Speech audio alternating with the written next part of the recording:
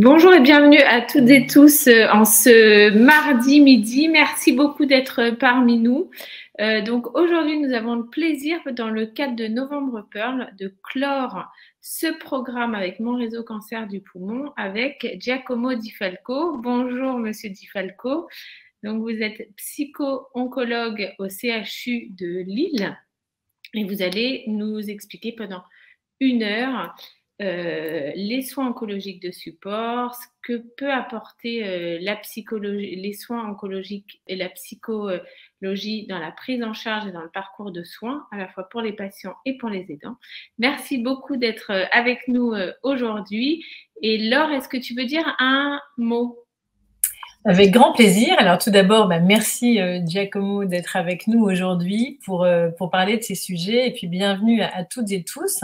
Alors dans ce programme Novembre Pearl, ça nous paraissait très important de donner vraiment un peu de temps à cette réflexion autour de pourquoi et comment éventuellement demander de l'aide d'un psy quand on a un cancer du poumon. C'est vrai que c'est une maladie qui fait encore très peur. C'est un cancer qui est grave, c'est un cancer qui a une image sociale qui n'est pas facile à porter, ni pour les patients ni pour les proches. Et finalement, on s'est rendu compte en échangeant sur notre réseau que le fait d'accéder à un soutien psychologique n'est pas forcément proposé à tout le monde ou pas forcément bien, c'est pas accepté, mais on va dire parfois ça peut être aussi difficile de se dire est-ce que j'ai besoin d'aide, ou au contraire, il y a des personnes qui se sentent complètement désemparées et à qui on n'a pas proposé ou il semble pas facile en tout cas d'accéder à un soutien psychologique. Donc, on est particulièrement content d'apporter ces éclairages. Donc, pour rappel, vous pouvez poser vos questions tout au long de cette rencontre. On va poser quelques questions avec Oriane, mais on va très vite rapporter donc vos propres questionnements à Giacomo pour que ce soit le plus vivant possible et surtout que ce soit le plus adapté à vos questions du jour ou du moment. Voilà, donc bienvenue à tous et je laisse Oriane commencer pour la première question. Alors, on va commencer par le début. Monsieur Di Falco, à quoi ça sert un psy ? Tout d'abord, bonjour Ariane, bonjour Laure et bonjour à toutes et tous. Alors un psy, c'est vrai que cette question, quasiment tous mes patients me la posent, parce que quand on a un cancer, on peut bien se demander à quoi ça sert un psy, parce qu'en effet, la situation est objectivement problématique. Ce qui se passe au moment de l'annonce, c'est qu'il y a une rupture dans le continuum de la vie, hein. Il y a vraiment quelque chose qui s'effondre, hein. Je pense que les gens qui entendent ces mots, peut-être ça va leur parler, parce qu'il y a quelque chose qui est vraiment qui se casse un peu par rapport à avant.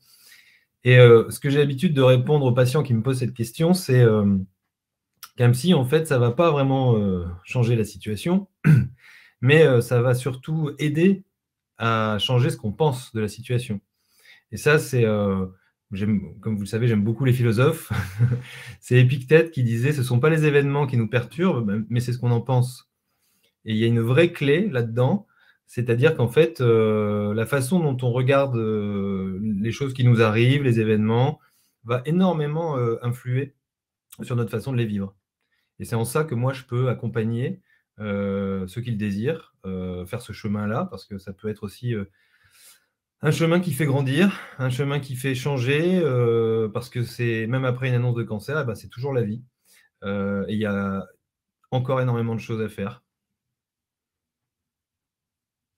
Alors, déjà formidable. C'est vrai que la vie, elle est là jusqu'au bout de sa vie. On est en vie. Donc ça, c'est vrai que c'est chouette d'être aidé à en profiter, quelles que soient les épreuves et les difficultés qu'on traverse. Et alors, une des premières questions qu'on avait aussi, c'est que le cancer du poumon, ça touche les hommes et ça touche les femmes. Et on n'a pas tous… la maladie vient peut-être pas nous frapper de la même façon. Et on voulait savoir si dans cette réaction, peut-être à un diagnostic grave ou au fait qu'on est chamboulé dans son rôle, dans son rôle familial, social, professionnel, est-ce que les hommes et les femmes réagissent différemment? Est-ce qu'ils vont avoir besoin d'aide au même moment dans ces parcours? Alors c'est vrai qu'il y a des différences, hein, même si les hommes et les femmes sont bien évidemment égaux. Mais comme vous le savez, il y a des différences entre les hommes et les femmes. Il y a une différence notamment importante sur ce chemin-là, c'est le fait que les femmes ont tendance à mieux verbaliser leurs émotions. Alors ça vient de l'éducation. Alors c'est pas une généralité, hein. Il y a des hommes qui savent bien le faire aussi, et il y a des femmes qui ne savent pas le faire. Mais globalement, les femmes ont moins de mal à parler de leurs émotions, et ça va beaucoup les aider dans ce moment. Les hommes sont parfois plus réservés, et dans leur éducation aussi, il y a cette histoire de j'ai pas besoin d'aide, je dois tout faire tout seul, je suis un pilier, je suis ci, je suis ça, et en fait, ça peut mettre des bâtons dans les roues, en effet. Ensuite, là, on est dans le cadre du cancer du poumon, mais évidemment qu'il y a aussi des différences entre les types de cancers chez les hommes et les femmes. Et il y a une autre grande différence qu'on ressent beaucoup sur les échanges dans nos réseaux, mais au-delà de ça, même dans le type de traitement que les gens, auxquels les personnes vont accéder, c'est aussi que même si la majorité des cancers du poumon sont liés à l'usage du tabac, qui est le premier facteur de risque, il y a aussi finalement beaucoup de patients qui n'ont pas fumé et qui se retrouvent avec un cancer du poumon, j'allais dire, qui arrive de nulle part, là, et auquel généralement ni eux ni leurs soignants ne s'attendaient. Sur cette question de finalement, il y a une cause à mon cancer. Alors, ça peut être le tabac, mais ça peut être l'amiante. C'est rare, mais ça existe encore, malheureusement. C'est d'autres facteurs polluants ou autres, ou au contraire, il n'y a pas de raison. Est-ce que là, il y a une grande différence aussi dans l'accompagnement ou les besoins d'accompagnement? L'être humain a besoin de mettre du sens dans ce qui lui arrive. Et souvent, le fait de trouver une cause, ça peut aider. Dans certains cas, mais ça va dépendre de la relation avec le médecin. Par exemple, je pense au cas du cancer qui est lié à la consommation de tabac. Ça peut s'accompagner aussi, paradoxalement, d'une forme de culpabilité, d'une culpabilisation. Mais parfois, ce que j'observe chez les patients, c'est que même si c'est quelque chose de culpabilisant, ça ne dure qu'un temps, et parfois c'est mieux de savoir d'où ça vient, parce que ça permet de faire du lien dans son esprit et de mettre un sens sur ce qui nous arrive. N'oublions pas aussi qu'au-delà de l'amiante et de la cigarette, il y a quelque chose dont on ne parle malheureusement pas assez, c'est la pollution, hein. C'est quand même en France 50 000 morts par an, c'est beaucoup. Et c'est vrai que je vois arriver beaucoup de patients en pneumo qui ne fument pas et qui n'ont pas travaillé au contact de l'amiante. Donc, je trouve que c'est malheureusement sous-médiatisé pour l'instant, et que ça mériterait de l'être plus, hein. Notamment, il y a quelque chose d'important, mais pour les pratiques, enfin pour les comportements, ne serait-ce que, par exemple, il y a une grande mode du footing, par exemple, hein, en ce moment. Eh bien, je trouve qu'on devrait faire attention aux horaires auxquels on va courir, par exemple. Parce que quand c'est en pleine heure de pointe et qu'on habite pas très loin du périph', je ne suis pas sûr que ce soit une bonne idée. Merci beaucoup, Monsieur Di Falco. Alors, effectivement, quand on a ce diagnostic, qu'on a ce parcours, on a la sidération, et qu'on est soit en âge avancé, ou qu'on soit, comme vous le disiez, femme, homme, maman, papa, etc. On a aussi une famille qui nous entoure, ou des aidants qui peuvent être sidérés ou qui ont besoin d'une main tendue aussi. Est-ce que dans le cadre d'une prise en charge, ces aidants peuvent avoir accès à un psychologue, et comment ça peut les aider en fait? Oui, bien sûr, dans les programmes qui sont proposés, notamment dans les CHU, hein, quand il y a des psycho-oncologues, c'est bien évidemment pour les patients et aussi pour les familles qui les accompagnent. Parce qu'on peut considérer qu'une famille, c'est un système, que les personnes qui sont autour de la personne malade vont évidemment être dans le même bateau, hein, parce que bien souvent, il y a de l'amour derrière tout ça. Donc, les gens qui s'aiment prennent souvent les mêmes bateaux, hein, dans une vie. Et en effet, si l'aidant ne va pas bien, le patient ne va pas aller mieux. Et inversement. C'est-à-dire qu'il faut bien faire attention à une forme d'équilibre, hein, qui existe, hein, dans tout ça, notamment aussi pour les petits problèmes de communication qui peuvent exister entre les gens qui s'aiment, encore une fois, parce que les gens qui s'aiment ont tendance à vouloir se protéger les uns les autres. ce qui part d'une très bonne intention, mais c'est ce qui fait souvent, et je le vois souvent, hein, ce qui fait que parfois on n'ose pas parler de ses émotions à nos proches, on n'ose pas non plus leur dire qu'on est angoissé, on n'ose pas leur dire tout un tas de choses, et à force de s'interdire de leur parler de tout ça, ben, on ne leur parle plus de rien, et ça peut causer des conflits. Et moi, j'interviens par exemple dans ce cadre-là, c'est-à-dire que du coup, les patients ou les aidants peuvent me dire des choses à moi, et puis après, moi, je rabiboche un peu. Enfin, du mieux que je peux, quoi.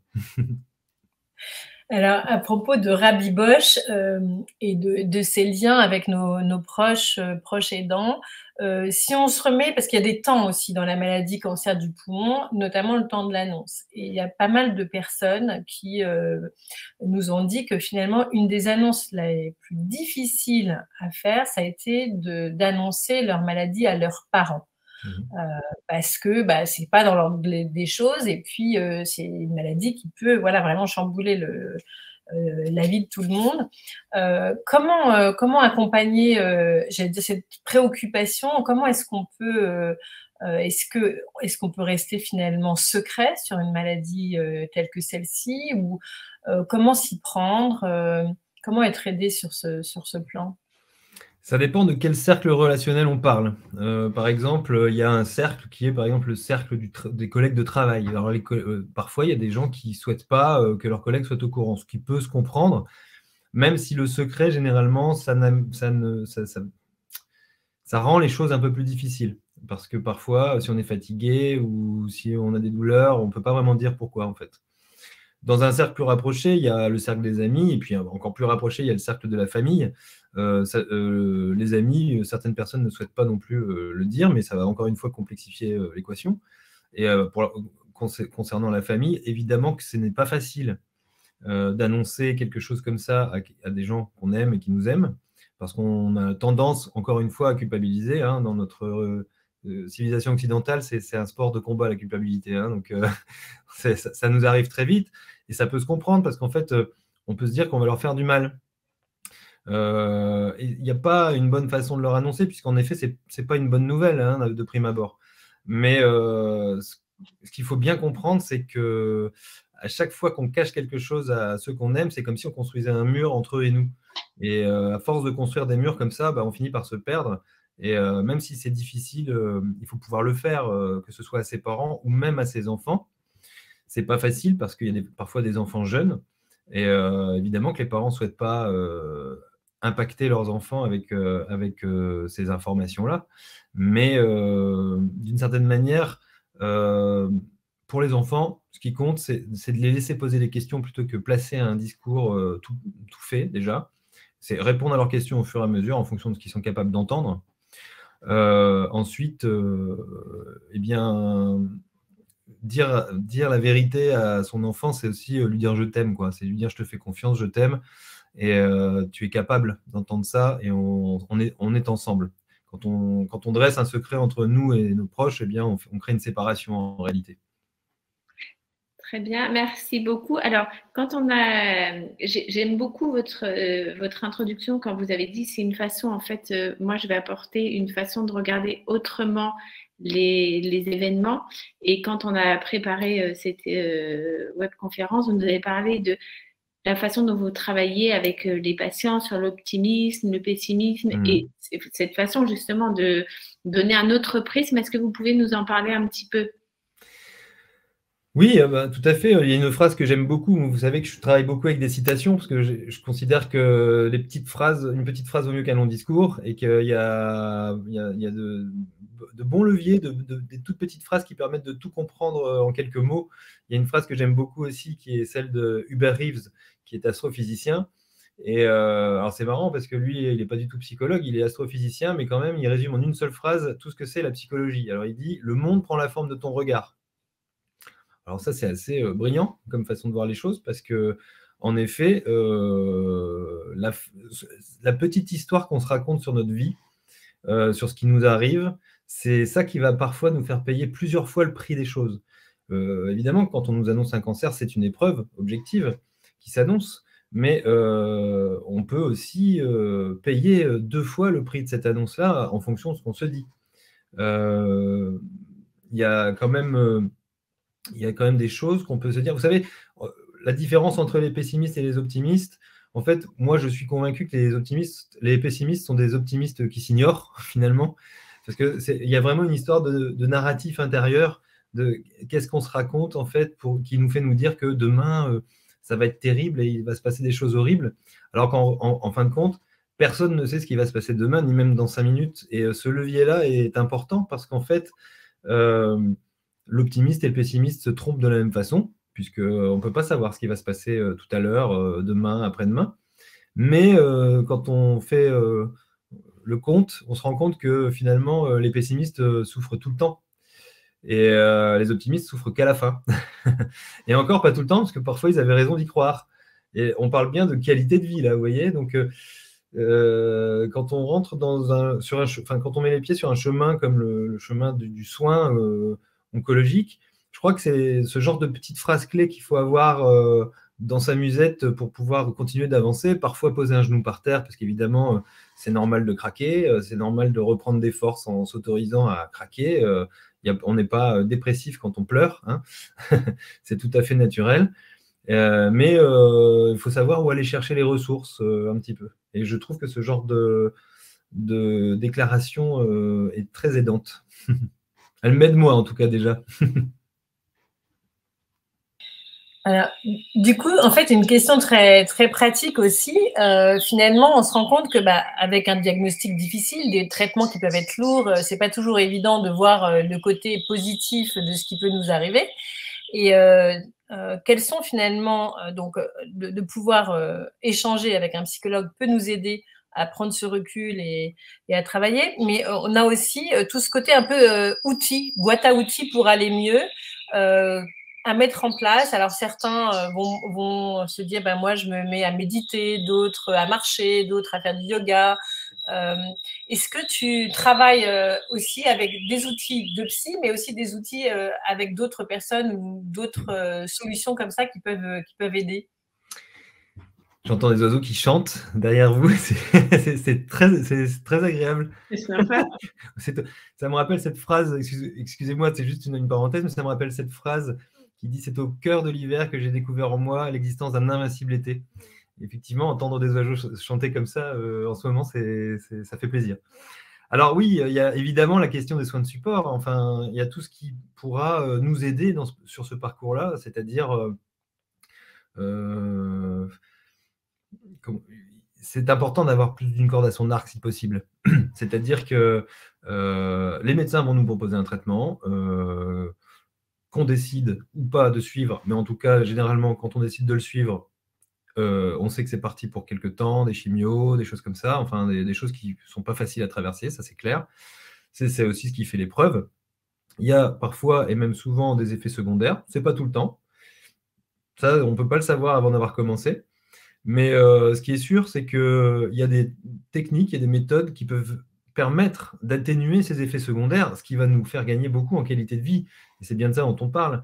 Quand on nous annonce un cancer, on ne se retrouve pas dans une salle d'attente à attendre la mort. Non, en fait, il est question de vivre, bien évidemment, hein, on en parlait tout à l'heure, et de vivre, si possible, le mieux possible. Alors, peut-être en diminuant des nausées, en diminuant des douleurs, en réduisant de la fatigue. Alors, oui, il y a plusieurs choses possibles, hein. On peut, pourquoi pas, essayer d'aller voir une sophrologue ou un sophrologue qui va peut-être nous permettre d'avoir un effet sur nos douleurs, hein. Il n'y a rien qui est magique, hein, dans tout ça. Il n'y a rien qui permet de faire disparaître sur un claquement de doigts un symptôme, etc. Mais en tout cas, si on passe de 80% de douleur à même 50%, c'est déjà un progrès. Et puis peut-être ça pourrait être plus après. Il y a aussi, pourquoi pas, aller voir un médecin homéopathe, un hypnothérapeute, un acupuncteur, pourquoi pas. Enfin, réellement, il faut prendre conscience que la façon dont on va pouvoir améliorer dans notre vie sur un chemin comme celui-là, c'est une façon active. C'est-à-dire qu'en fait, ça va être... alors parfois, il y a des services dans lesquels on est qui vont nous orienter, nous conseiller vers des pistes, mais quand ce n'est pas le cas, c'est à nous de le faire. Et il faut chercher et puis expérimenter, parce qu'on ne peut pas savoir si quelque chose marche avant de l'avoir essayé. Mais on va s'en faire une idée très vite parce que finalement, si on essaye une fois et que ça porte tout de suite ses fruits, eh ben, tant mieux, parce que ça veut dire qu'on peut y retourner. Et ce qui est bien, c'est de garder cette part d'acteur, en fait, sur ce chemin. Parce que c'est pas humain de se retrouver être comme un objet qui est trinque-ballé d'un service à un autre, d'un examen à un autre, d'un soin à un autre.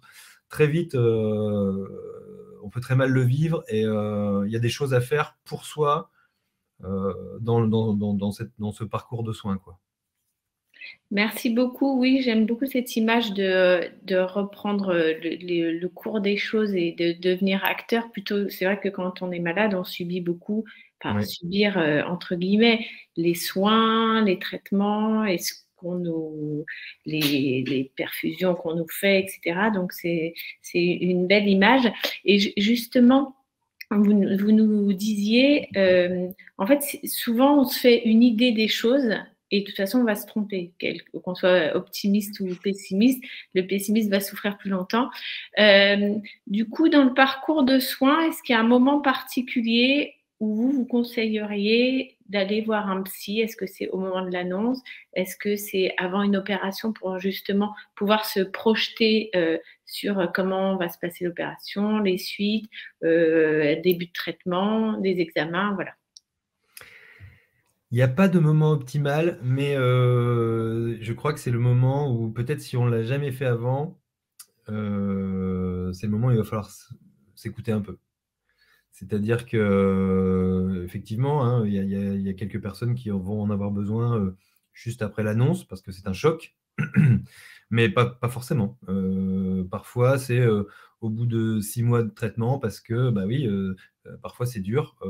Il y a des effets secondaires, il y a le mois de novembre, il y a tout un tas de choses qui déjà en temps normal ne nous réjouissent pas forcément, mais alors là peut-être encore plus. Et dans ce cas-là, c'est tout un art d'accepter une main tendue qui peut-être va pouvoir nous apporter des ressources dans ce moment où on en a besoin.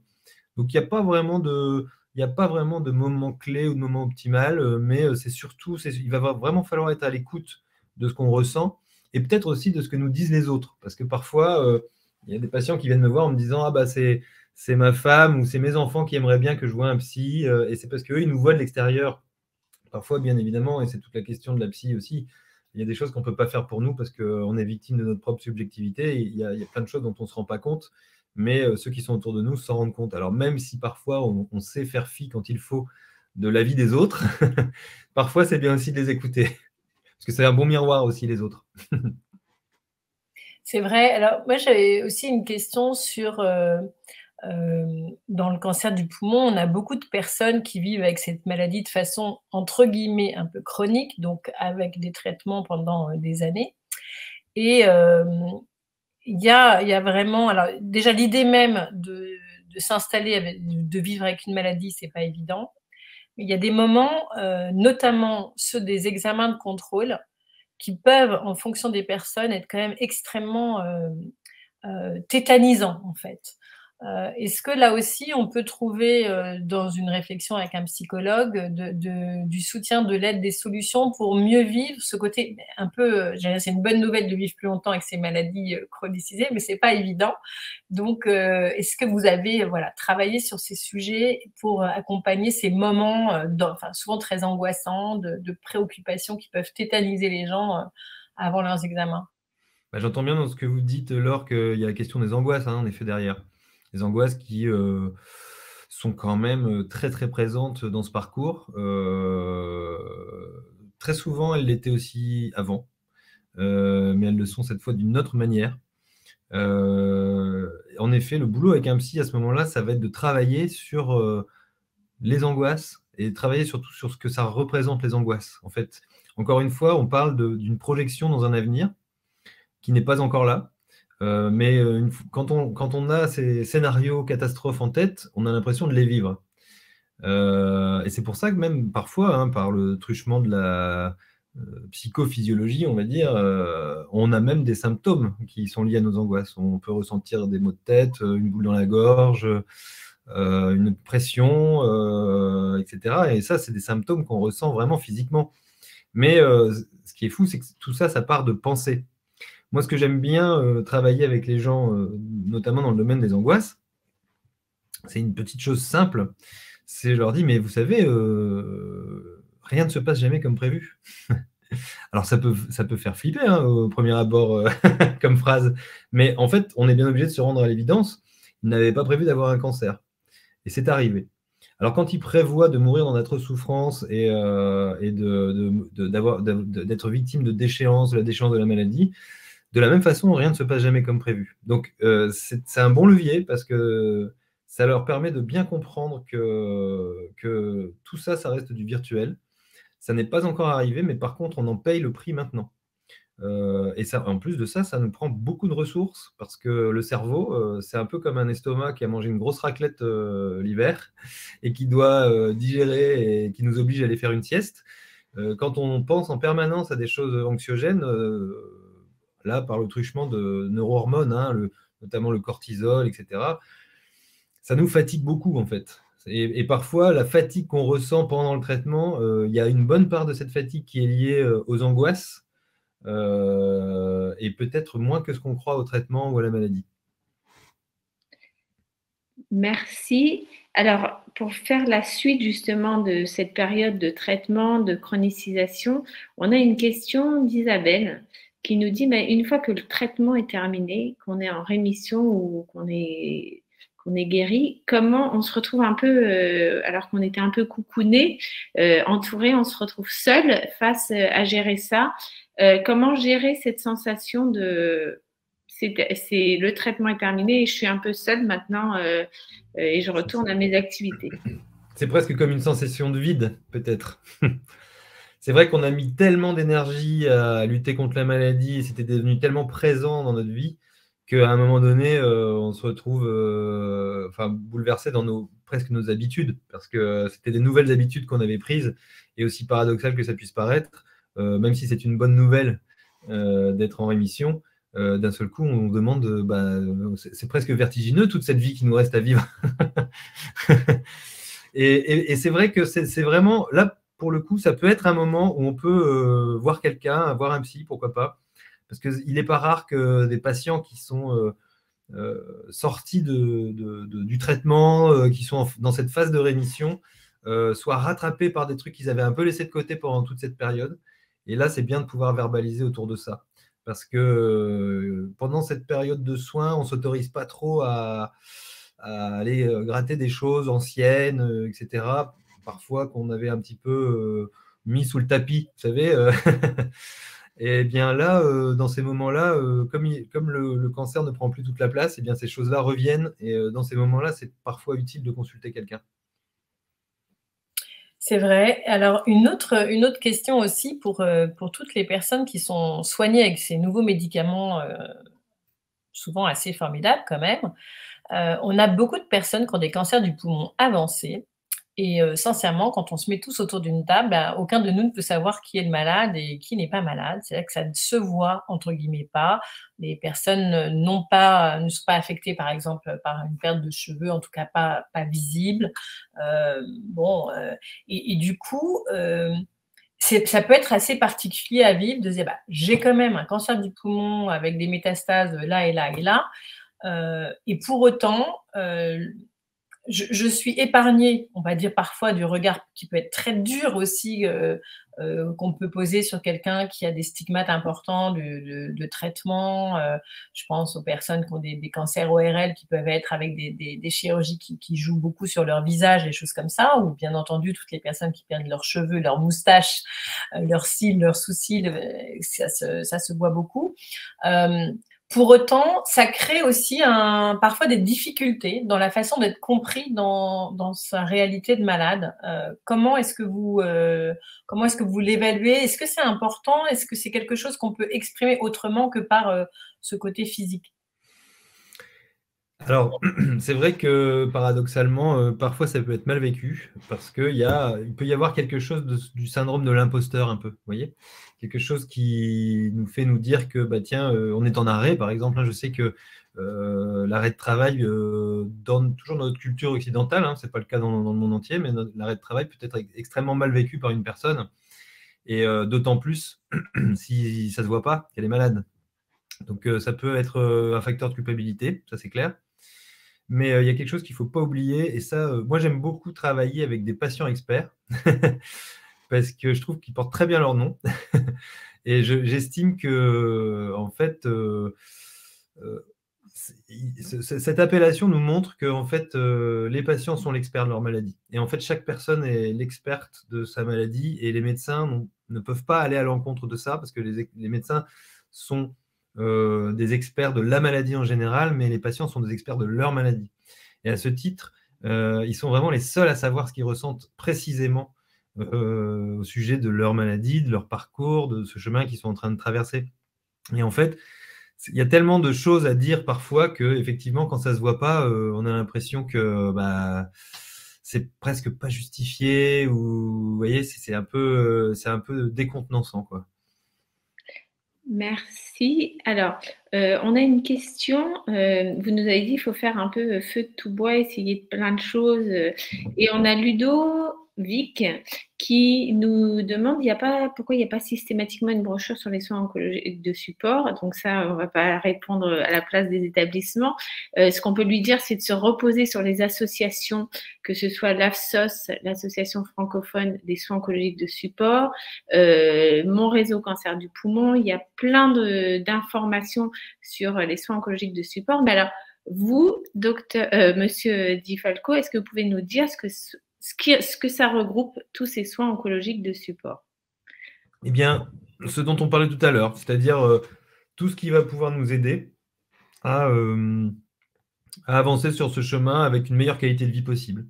Ça peut être, on en parlait tout à l'heure, ça peut être le psy, par exemple, effectivement, le psy qui peut-être va nous aider à éviter de rajouter de la souffrance à la souffrance, parce que ça, on est très fort pour le faire.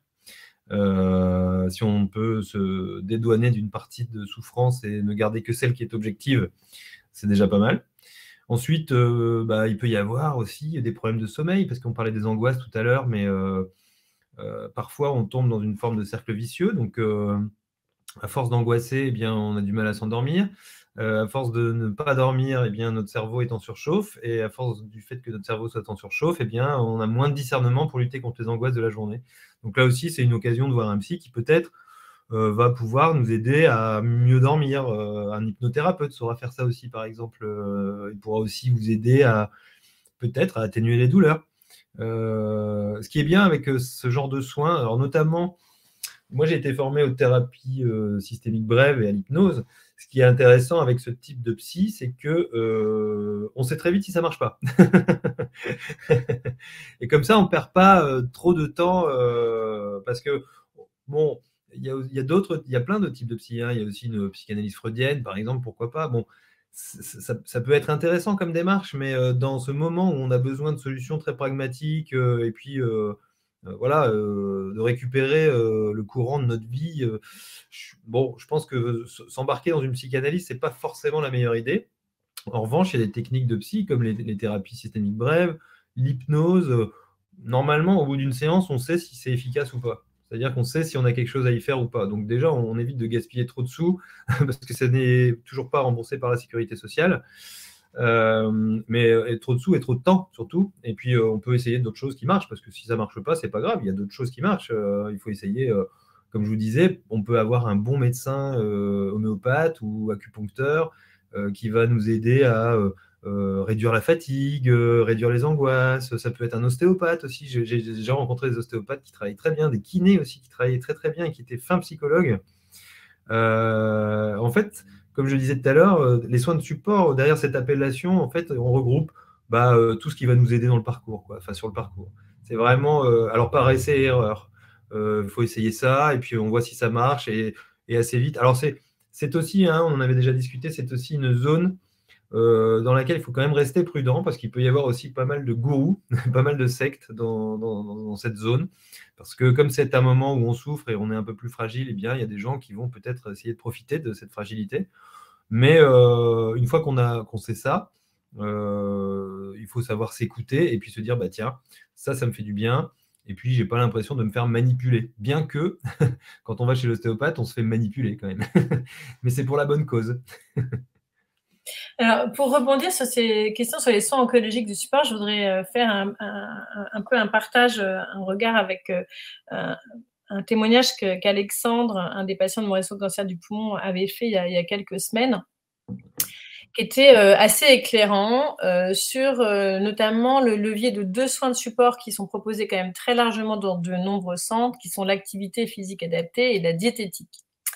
Alors, Alexandre, pour faire très court, on lui a diagnostiqué un cancer du poumon stade 4 en plein Covid et par le fait que lui-même était atteint par le Covid, puis en faisant les examens, ça n'allait pas terrible et tout ça, donc ils ont découvert qu'il y avait en plus un cancer du poumon. Bref, donc une période très compliquée parce que beaucoup d'isolement, une situation difficile et puis une perte de poids très importante. Alors on me dit, on va vous soigner, donc ça c'est super parce que ça a bien marché et il va falloir reprendre du poids. Alors au bout d'un moment, il avait tellement bien repris son poids qu'il était du coup en surpoids. Donc on dit, maintenant il faudrait reperdre du poids.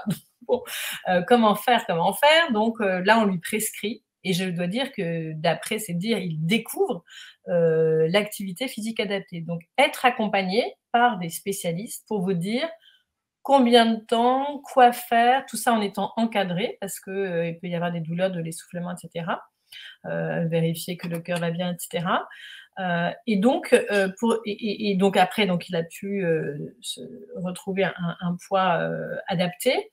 Et surtout, il a gardé, et visiblement, ça lui apporte aussi beaucoup dans son équilibre, j'allais dire, de morale, de vision plus positive, de douleur, de fatigue, cette activité physique. Donc, que ce soit pour les uns, après, chacun peut trouver telle ou telle activité qui lui convient mieux. Mais je trouve ça intéressant parce que dans ces parcours de cancer du poumon, on peut avoir des personnes qui, tout d'un coup, ont perdu beaucoup de poids ou au contraire, qui en gagnent parce qu'il y a certaines thérapies qui font prendre du poids. Et en fait, c'est important de savoir que ça vaut le coup d'être accompagné par des diététiciens nutritionnistes, alors qui sont souvent dans les centres de soins. C'est vraiment dans les centres de soins qu'il faut aller demander des personnes qui connaissent bien les traitements et la maladie. Mais aussi, cette activité physique est une des seules, je suis désolée, c'est un nouvel oiseau qui nous a...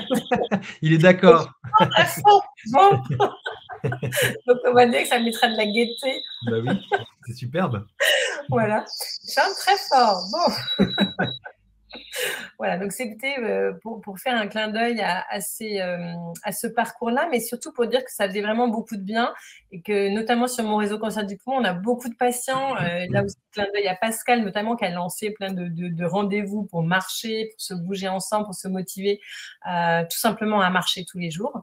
On a fait des challenges avec Kipling, donc une petite appli qui nous permet de faire de temps en temps des équipes et de marcher tous ensemble. L'idée, c'est de faire plus de pas, mais à travers parfois le jeu, la petite motivation de gagner, de s'y remettre. Et du coup, par exemple, est-ce que vous travaillez sur ce qui serait intéressant, c'est est-ce que ces besoins en soins de support, vous les discutez en RCP, par exemple, dans un établissement comme Lille? En tout cas, moi, j'invite les médecins à rester très ouverts à tout ce qui peut se faire, parce que, évidemment, que tout ce qui va pouvoir aider le patient sera bon à prendre. Encore une fois, là, par rapport aux soins diététiques et même à l'accompagnement sportif, c'est très intéressant parce que, encore une fois, on voit bien qu'il y a une relation d'aide, une relation de soignant, en fait. En fait, le psy, finalement, peut être très aisément remplacé par une personne écoutante. Je parlais tout à l'heure du kiné aussi, pourquoi pas. Par exemple, un coaching sportif. Voilà, les personnes qui sont sur le chemin comment je dirais, du soin contre un cancer, ça me fait penser à des sportifs de haut niveau qui sont coachés, quoi, parfois. Parce qu'il y a quelque chose de ça là-dedans. Il y a, vous savez comment sont coachés les sportifs. Il faut qu'ils visualisent avant le parcours. Il faut qu'ils répètent tous les gestes, tous les mouvements, etc. Et en fait, c'est intéressant parce que ça m'amène à parler justement de la visualisation. Et ce qui fait le pont avec les angoisses, quoi. Parce que les angoisses, c'est aussi de la visualisation, mais c'est de la visualisation négative. Donc en fait, il y a quelque chose de visualiser des choses positives dans un avenir, parce que l'avenir nous attire, quoi. Donc en fait, ce genre de coaching, c'est aussi une façon de projeter des choses positives dans l'avenir. C'est aussi une façon de faire des projets, parce que bien évidemment, on ne peut pas vivre sans désir, quoi.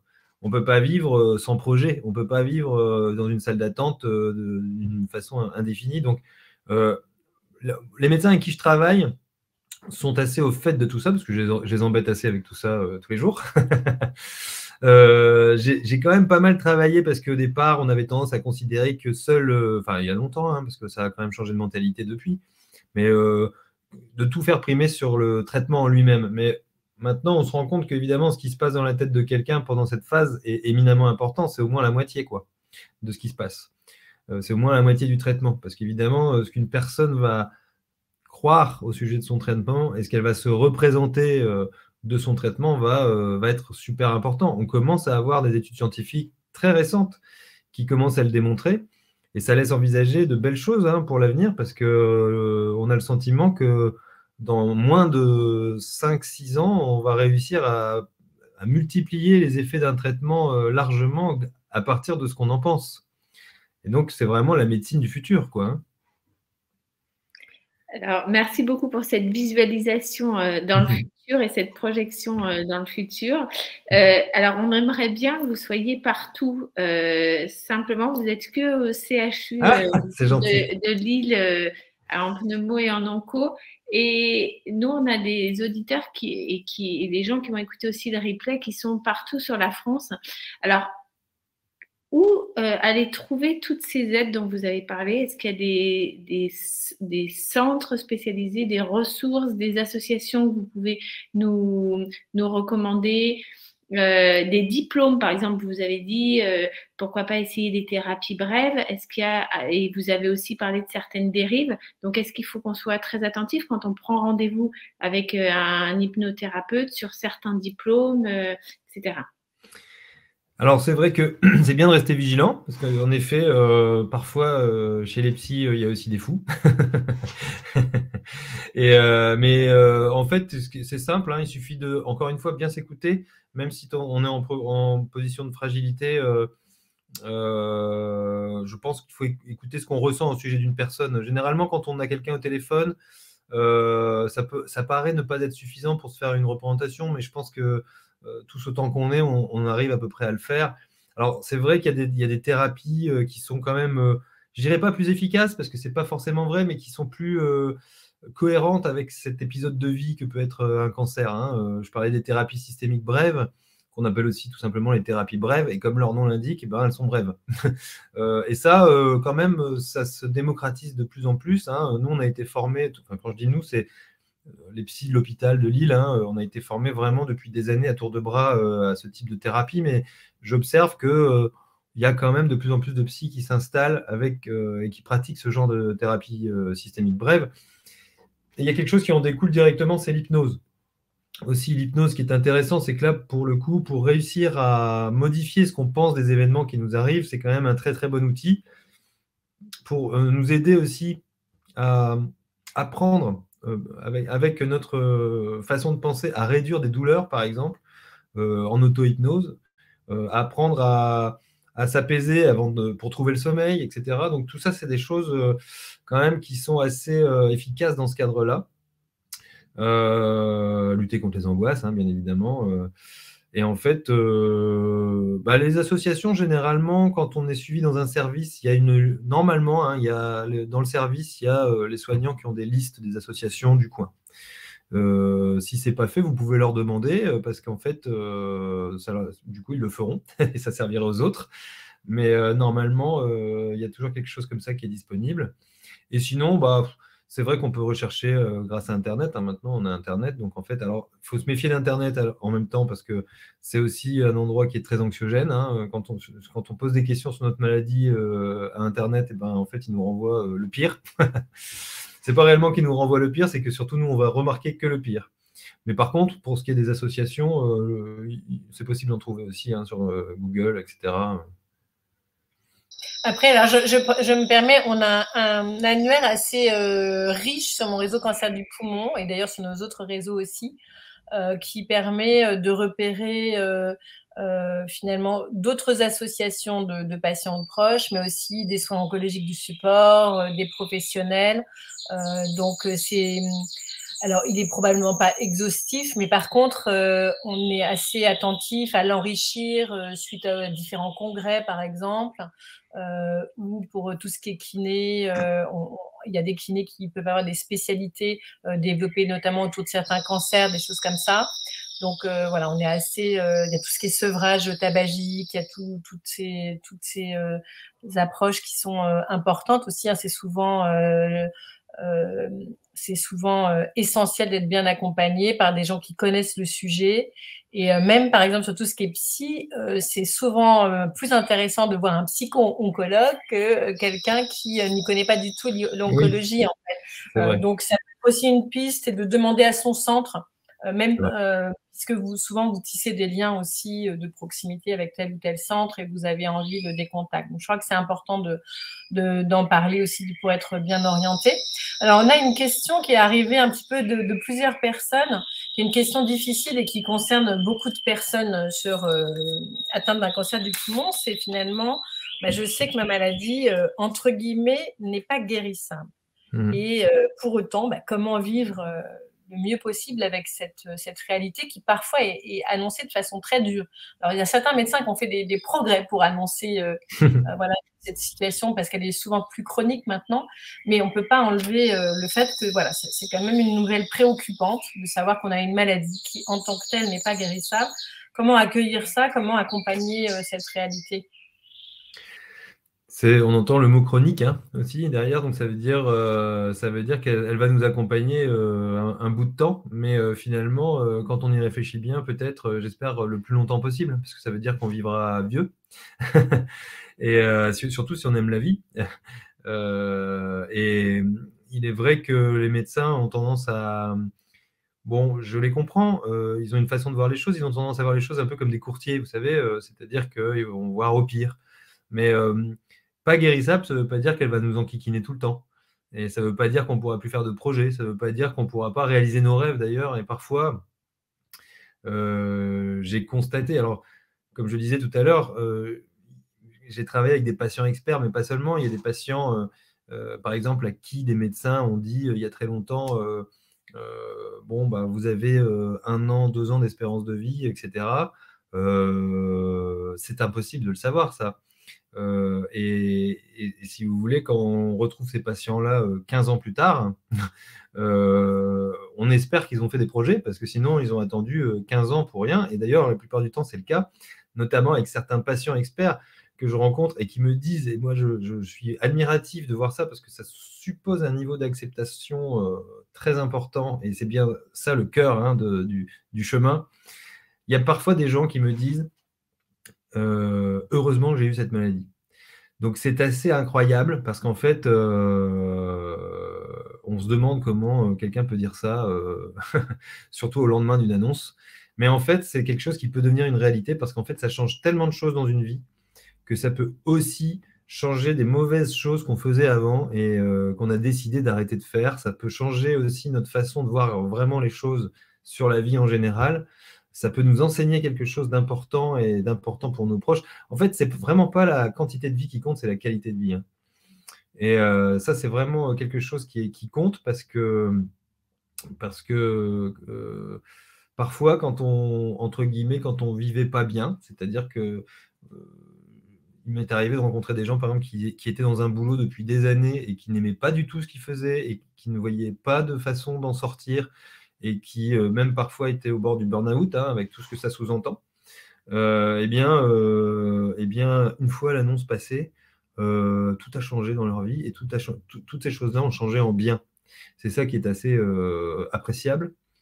Et voilà, je trouve que c'est important de préciser cela parce qu'en fait, il y a évidemment un espoir. En fait, il y a 2 phrases qu'un jour un patient m'a dit et que je garde vraiment pour moi, mais que j'aime bien transmettre aussi. C'est tant qu'il y a de la vie, il y a de l'espoir. C'est deux phrases très simples, hein.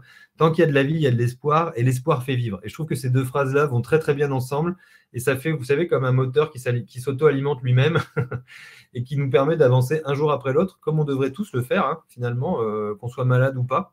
C'est comme ça qu'on devrait vivre, parce que moi, dans mon service, je suis connu pour utiliser une métaphore avec un bus, hein, et parfois mes collègues me disent « Ah, mais tu t'es pas fait écraser par un bus aujourd'hui ?»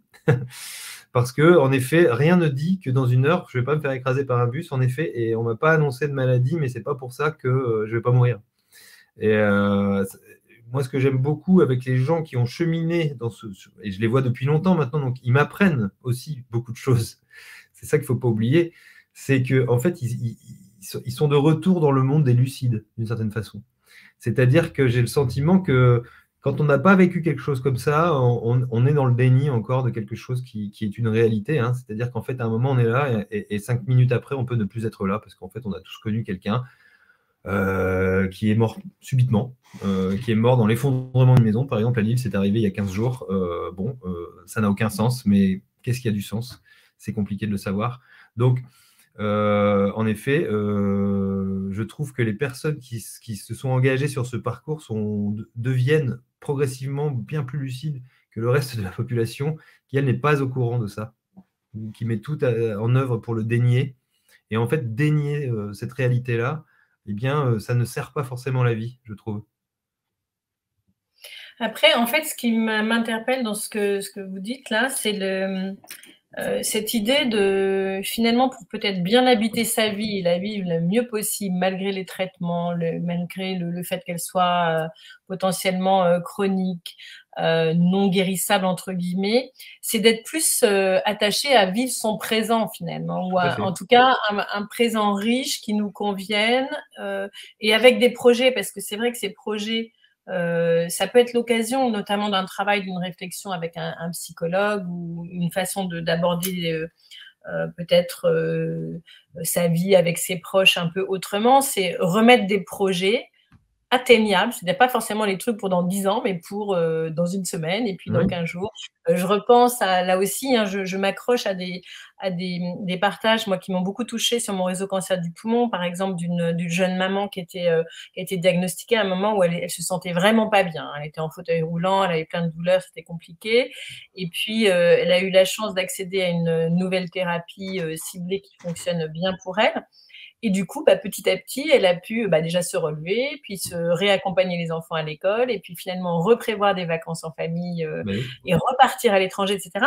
Donc, pour dire que voilà, petit à petit, en fonction de la réalité de la maladie qu'on ne peut pas gommer, hein, c'est vrai que pour beaucoup de personnes, il y a des moments très difficiles à traverser, mais pour autant, ce côté un peu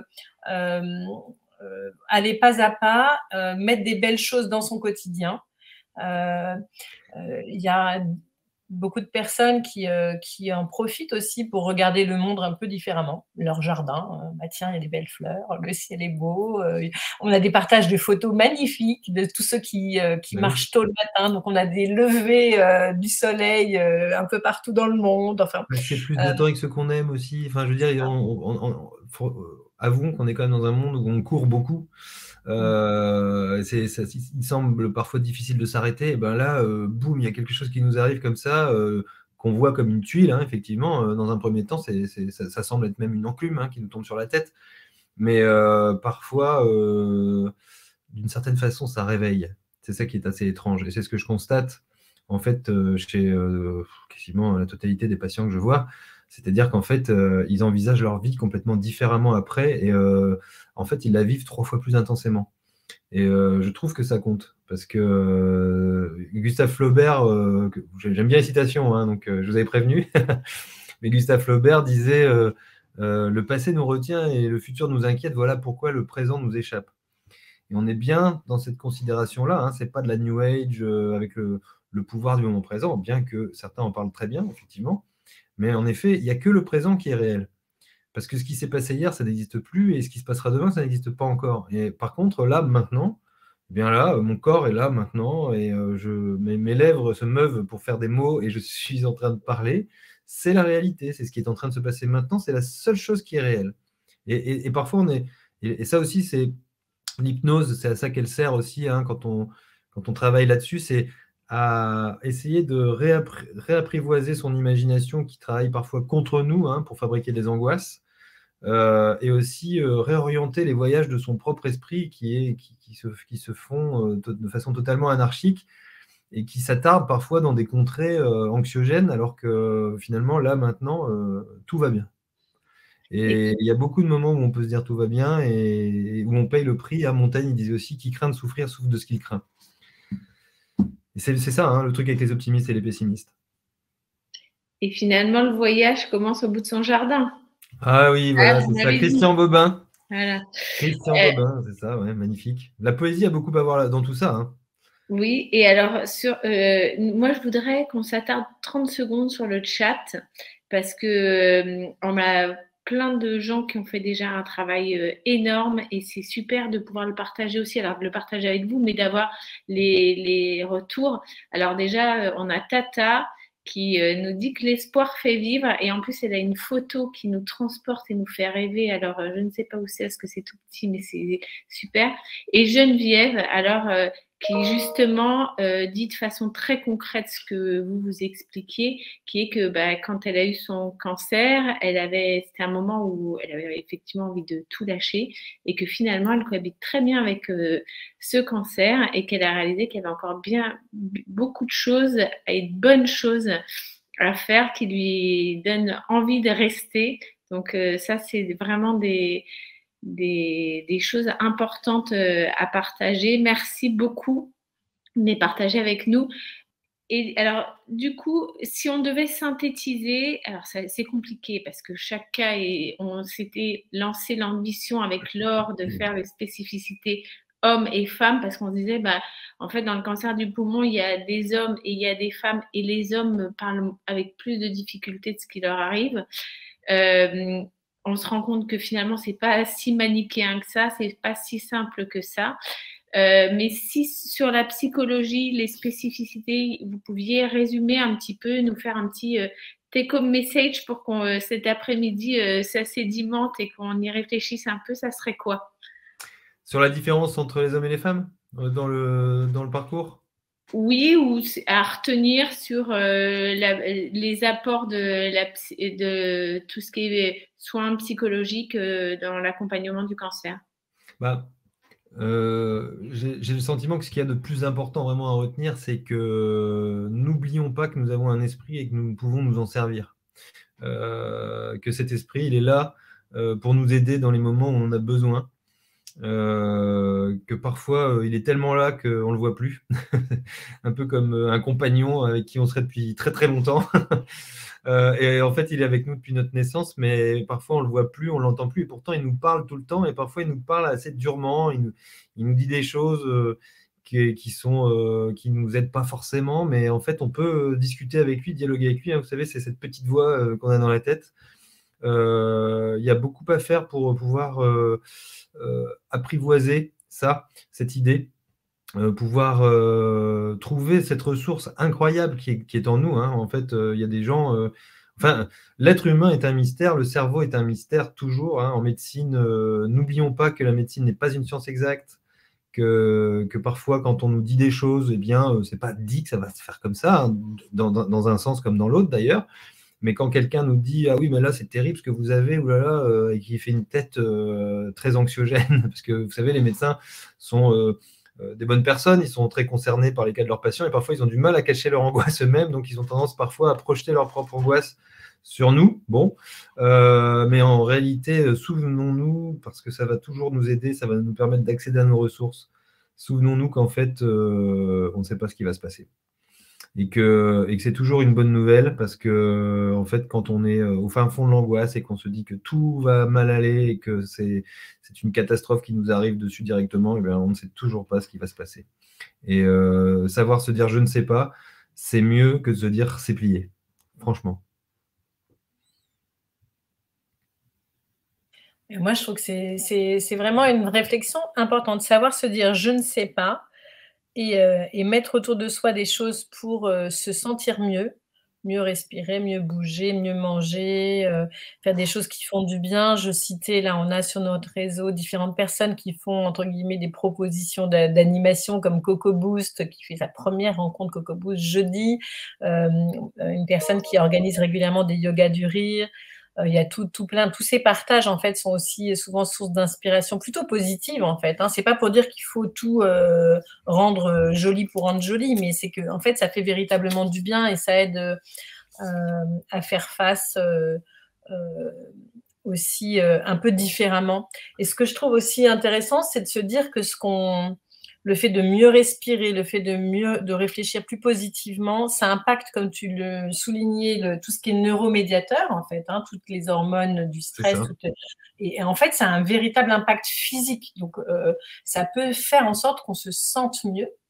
Donc, là aussi, le partage d'expériences entre patients qui ont pu mettre en place des choses et qui peuvent éclairer sur en quoi ça a été positif pour eux quand on ne l'a jamais fait, parce que la plupart d'entre nous, on tombe malade alors qu'on bosse comme des fous, on a les enfants, les parents, les machins, on ne s'occupe pas toujours beaucoup de soi. Et la maladie, en fait, chamboule aussi cette organisation pour soi-même. Et c'est l'occasion parfois de découvrir des choses qu'on n'a jamais faites, comme aller voir un psy. Souvent, on n'est jamais allé voir un psy avant. Donc, pourquoi, comment? J'espère qu'aujourd'hui, ça a donné un peu une palette de tout ce qu'on peut discuter avec un psychologue et ce en quoi ça peut nous aider. Mais plus globalement, plus largement, les soins oncologiques de support. On n'a peut-être jamais fait de socio-esthétique, par exemple. En fait, ça peut faire beaucoup de bien. Voilà, l'activité physique, on a beaucoup de retours comme quoi ça fait véritablement du bien sur tous les champs, physiques et aussi psychologiques. Et puis donc toutes les autres ressources à actionner si on a des problèmes de poids, des douleurs, il faut vraiment aller chercher ces professionnels qui peuvent nous aider. Le yoga du rire, c'est vrai que j'en ai entendu parler, ça a l'air chouette aussi parce que ça pourrait tout à fait rentrer dans ce qu'on évoquait tout à l'heure au sujet des soins de support, parce qu'en fait encore une fois, quand on rit, on sécrète de la sérotonine et de l'ocytocine. Et alors, c'est marrant parce que parfois, même si on n'a pas envie de rire, le fait de voir des autres rire, c'est communicatif. C'est un peu comme quelqu'un qui stresse, va stresser les autres aussi. Et en fait, du coup, chacun va avoir le droit à son petit shoot de sérotonine et d'ocytocine directement dans le cerveau. Et c'est un antidouleur et anxiolytique naturel. Donc, on comprend. Et c'est vrai que ce qui est intéressant avec cette pratique qui est très pragmatique, là, pour le coup, c'est qu'en fait, c'est vrai qu'au départ, on n'aurait pas forcément envie de rire quand on nous annonce des choses comme ça. On n'a pas forcément envie de rire quand on est dans un traitement chimiothérapeutique. On n'a pas forcément envie de rire.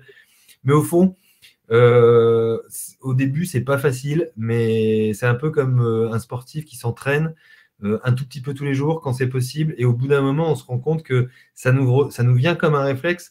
Et en fait, quand on arrive à rire, c'est quand même une sacrée belle victoire. Et c'est toujours ça de prix. Et en plus, ça nous délivre des hormones qui nous font du bien. Alors, effectivement, ça pourrait très bien être envisagé dans les soins de support aussi, ce genre de choses, je trouve. Très bien. En tout cas, c'est une pratique qu'on propose sur nos réseaux. Bon, voilà. Donc, rendez-vous jeudi pour le yoga du rire sur le réseau de mon réseau cancer du poumon. On va vous laisser parce que nous, on resterait bien toute l'après-midi à sourire et à avoir toutes ces ondes positives. Merci beaucoup, Giacomo, d'avoir été avec nous. Merci à vous. On vous laisse aller voir vos autres patients. Ça marche. Merci beaucoup. Merci à vous et merci à tous. Au revoir. À bientôt.